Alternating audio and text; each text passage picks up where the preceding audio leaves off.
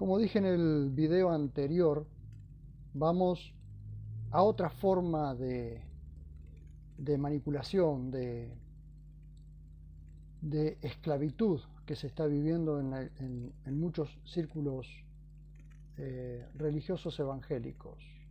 Templos, ostentosas construcciones, estadios, teatros o la sencillez de las casas. Del templo físico al pueblo templo. Siempre el templo está relacionado con sistemas religiosos donde se concentra todo el poder. El templo como centro del poder religioso antiguo. En casi todas las civilizaciones antiguas, el templo era el corazón del sistema religioso, económico y político. Los egipcios, babilonios, griegos y romanos construían templos para localizar la presencia de sus dioses. Allí habitaban sacerdotes especializados, se administraban riquezas, se ofrecían sacrificios y se consolidaba el poder espiritual sobre el pueblo. El templo no era solamente un lugar de oración, era una estructura de control. Los hombres comunes no tenían acceso directo a la divinidad, siempre existía una casta intermediaria, sacerdotes, altares, rituales, vestiduras y jerarquías. El modelo era vertical, Dios, sacerdotes, pueblo. Por eso en los videos anteriores hablamos del clero y los laicos, ¿sí? El clero es todo el sistema de jerarquía que se ha armado en todas las religiones, también en el cristianismo. Y este es una forma de manipular a la gente, como diciendo que la gente no tiene la autoridad para acercarse a Dios. Israel y el templo del antiguo pacto. Israel también recibió un sistema sacerdotal y un santuario físico, primero el tabernáculo y luego el templo en Jerusalén. Pero ese sistema era temporal y profético. Dios permitió el templo como una sombra pedagógica que apuntaba hacia algo mayor. El tabernáculo, el sacerdocio levítico, los sacrificios y el lugar santísimo anunciaban anticipadamente la obra del Mesías. Hebreos 9, 8 y 9 dice, manifestando con esto el Espíritu Santo que aún no se había revelado el camino al lugar santísimo, mientras estuviera en pie el primer tabernáculo. Hebreos 10.1 porque la ley, teniendo una mera sombra de los bienes venideros, incluso en el viejo pacto, aparecen señales de que Dios no quedaría limitado a edificios. Isaías 66.1 el cielo es mi trono y la tierra estrado de mis pies. ¿Qué clase de casa me edificaréis? En Primera de Reyes 8.27 Salomón reconoce, he aquí los cielos, y los cielos de los cielos no te pueden contener, cuanto menos esta casa que he edificado. El templo era real, pero no definitivo. Jesús anunció el fin del modelo templario. El choque entre Jesús y el sistema religioso ocurre principalmente alrededor del templo, porque el templo se había convertido en centro de poder, comercio religioso, control sacerdotal, símbolo de exclusividad espiritual. Jesús no vino a reformar el templo, vino a reemplazarlo. Por eso es que en el año 70 el templo es destruido. Juan 2, 19 al 21. Destruid este santuario y en 3 días lo levantaré. Pero él hablaba del santuario de su cuerpo. El ungido se presenta como el nuevo lugar de encuentro entre Dios y los hombres, ya no un edificio, una persona. El velo rasgado, el fin del sistema. Cuando Jesús muere, ocurre uno de los actos más revolucionarios de la historia bíblica. Mateo 27:51, perdón. Y he aquí el velo del santuario fue rasgado en dos, de arriba a abajo. Ese velo separaba el cuerpo, al pueblo de la presencia de Dios. Su ruptura significa acceso abierto, fin de la exclusividad sacerdotal, caída del sistema de mediación levítica, inauguración del nuevo pacto. Ya no hay una geografía sagrada, ahora existe un pueblo santo. La iglesia primitiva no construyó templos. Esto es históricamente contundente. Los primeros creyentes no levantaron templos, no desarrollaron sacerdocios especiales, no copiaron el modelo levítico, no establecieron edificios sagrados, se reunían en casas, patios, espacios públicos, catacumbas, lugares simples. Hechos 2:46. Y perseverando unánimes cada día en el templo y partiendo el pan de casa en casa. Aquí habla del templo, del patio del templo, todavía se reunían para anunciar el Evangelio, pero no para partir el pan ni compartir las oraciones. Romanos 16:5, la iglesia de su casa. Colosenses 4:15, la iglesia que está en su casa. La eclesía, como es en el griego, es decir, la congregación, la comunidad, no era un edificio, era una comunidad viva. Hoy llamamos iglesia a un salón que reúne gente, pero en realidad la iglesia es la que se reúne dentro del salón que alberga a la gente, que alberga verdaderamente a la iglesia. El verdadero templo del nuevo pacto. El nuevo pacto redefine completamente el concepto de templo. Ya no es un lugar, son las personas habitadas por el Espíritu. 1 Corintios 3:16. ¿No sabéis que sois santuarios de Dios? Efesios 2:20 al 22. Todo el edificio bien coordinado va creciendo para ser un santuario santo en el Señor. 1 Pedro 2:5. Vosotros también como piedras vivas. El templo ahora respira, camina, ama, sirve, anuncia al ungido. El modelo dejó de ser arquitectónico para convertirse en orgánico. El regreso al modelo templario.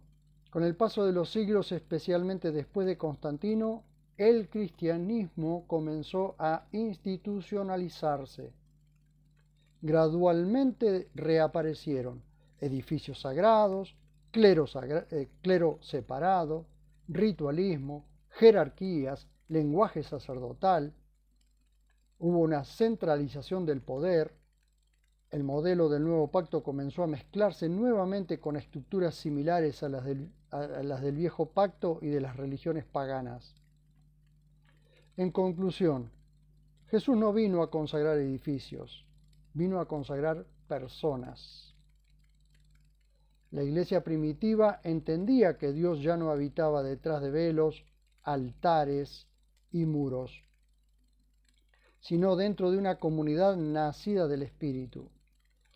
El nuevo pacto no gira alrededor de un templo físico. El nuevo pacto convierte al pueblo de Dios en el templo viviente del ungido. El cristianismo apostólico era profundamente doméstico, cercano y relacional.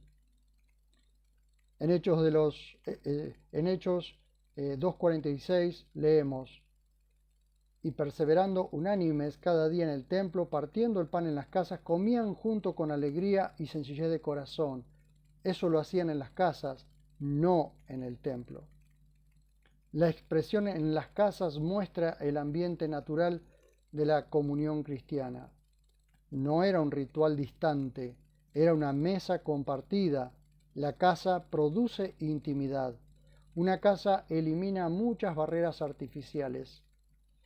En una casa las personas se ven, conversan, comparten cargas, comen juntas, oran unas por otras, se conocen verdaderamente. La cena del Señor, la cena dominical o Santa Cena, como hablamos, dentro de ese ambiente conservaba su carácter familiar y comunitario. No era una producción religiosa, era una vida compartida alrededor de Jesús. El problema de la masificación, es decir, de las grandes masas, cuando la comunidad crece bajo estructuras excesivamente institucionales, muchas veces ocurre una contradicción. La gente asiste, pero no pertenece. Escucha sermones, pero no comparte vida. Participa de un evento, pero no de una familia espiritual. La iglesia puede llenarse de asistentes y vaciarse de intimidad. La mesa revela rostros. En grupos pequeños, nadie puede esconderse fácilmente detrás de una multitud. La mesa obliga amorosamente a conocerse, perdonarse, reconciliarse, servir y escuchar. Y acompañarse por sobre todas las cosas. Por eso, la comunión bíblica florece mejor en espacios relacionales pequeños. La iglesia se reunía en hogares. El Nuevo Pacto menciona repetidamente iglesias funcionando en casas. La casa no era simplemente un lugar práctico, reflejaba una eclesiología. La iglesia era una familia espiritual antes que una institución religiosa. Intimidad versus espectáculo. Cuanto más escénica se vuelve la reunión, más difícil es la participación mutua. Más fácil es el anonimato y más fuerte se vuelve la división entre plataforma y audiencia. Pero en una mesa doméstica todos pueden hablar, todos pueden servir, todos pueden ser edificados, como habla primera carta de Pablo a los Corintios en 14:26. Eso encaja mucho más con el modelo de cuerpo descrito por Pablo que con estructuras religiosas centradas en pocos protagonistas visibles. La cena y la cercanía. La cena del Señor pierde profundidad cuando se separa de la vida cotidiana de la comunidad. Jesús no instituyó la cena en un teatro, la instituyó en una mesa. Y la Iglesia Apostólica entendió que el mejor ambiente para preservar memoria, comunión, igualdad, participación y amor fraternal era el hogar compartido entre hermanos. Estas son las principales referencias bíblicas donde aparece explícita o implícitamente la iglesia reuniéndose en casas, de casa en casa, o iglesia funcionando en hogares particulares.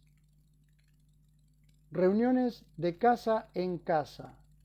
Bueno, ya vimos Hechos 2:46. Allí dice nuevamente, y perseverando unánimes cada día en el templo, y partiendo el pan de casa en casa, compartían el alimento con alegría y sencillez de corazón.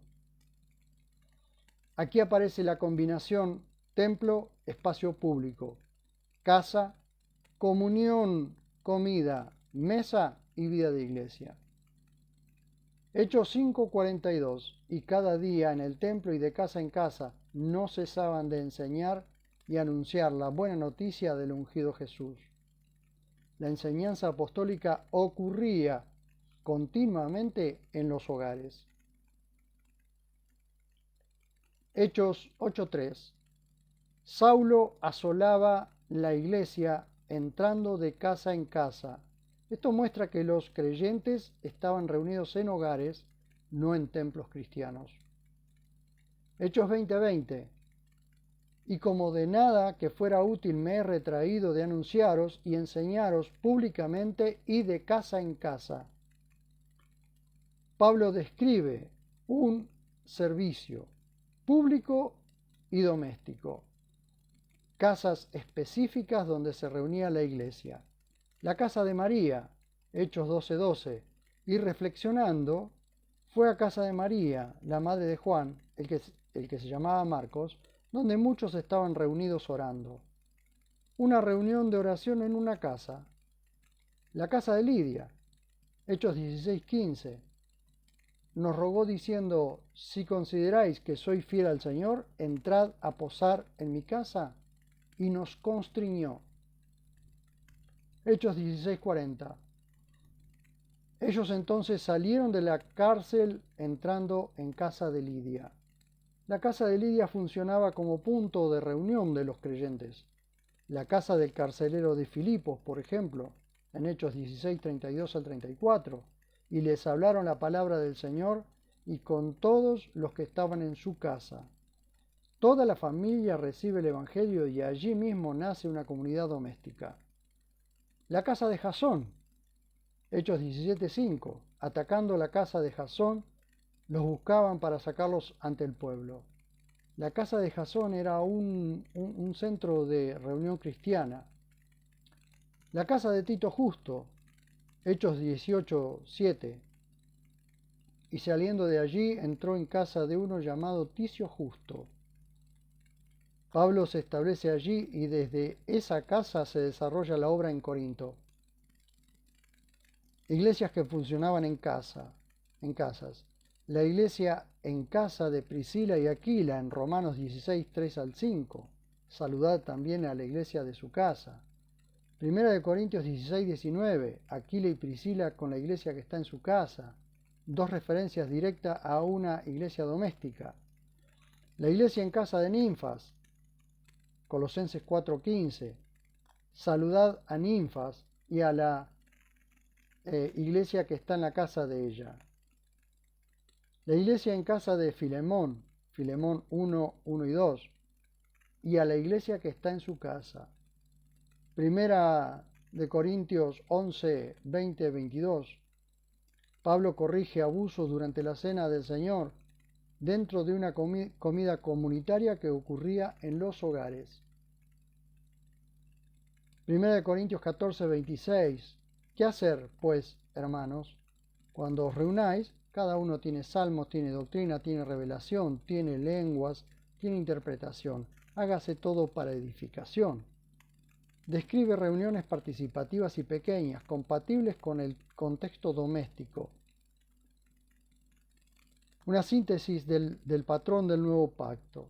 El modelo apostólico muestra reuniones en casas, participación mutua, mesa compartida, cercanía relacional, enseñanza continua y ausencia de templos cristianos institucionales en el primer siglo. La expresión iglesia en el nuevo pacto normalmente se refiere a la comunidad de creyentes, no a un edificio. El santuario del Señor Jesús somos los fieles creyentes. En el próximo video vamos a hablar de la iglesia del nuevo pacto que no tiene altares y vamos a hablar del asunto de los altares. Los espero en el próximo video.